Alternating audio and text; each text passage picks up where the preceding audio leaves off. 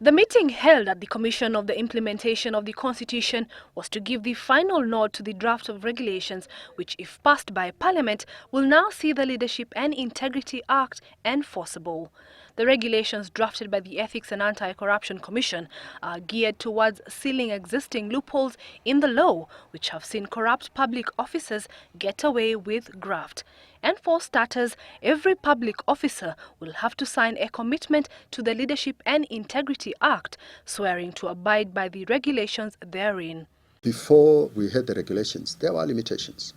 And we saw public officers themselves coming out, especially people serving in foreign missions, saying, guide me, because this is what the Constitution says, but I don't have forms. I don't know how to apply. Guide me about how to do it. That's what we are doing. And key among the regulations is one prohibiting all public officers from opening a bank account outside of Kenya. This, in essence, is to curb money laundering, tax evasion and fraud. If any public officer wants to open a bank account, they have to first be given the go-ahead by the Ethics and Anti-Corruption Commission. The application will be determined by the grounds for which it is being opened. The only offshore accounts that can be opened are for education, medical purposes, or for officers who work in diplomatic missions. Any economic accounts will have to be verified by EACC.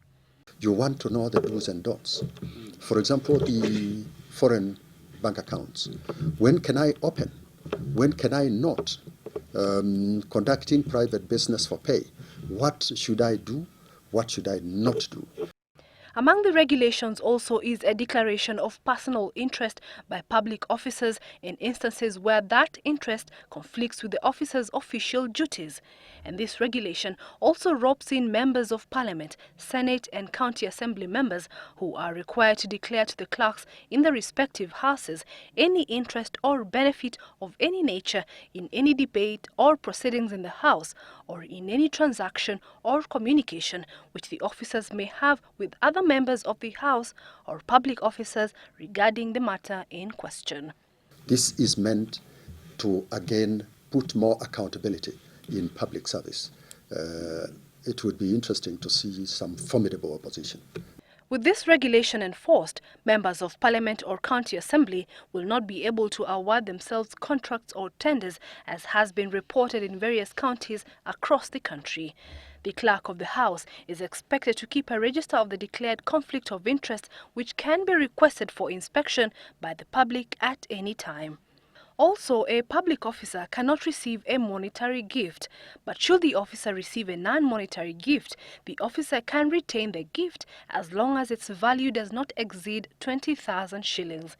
Anything else over and above the 20,000 shillings has to be declared and surrendered to the public entity where the officer works. The Attorney General will give his final word on the regulations before they can be forwarded to Parliament, with intense lobbying now going on to ensure that the House does not mutilate or reject the law in their favor. Esther Kahumbi for The Big Question.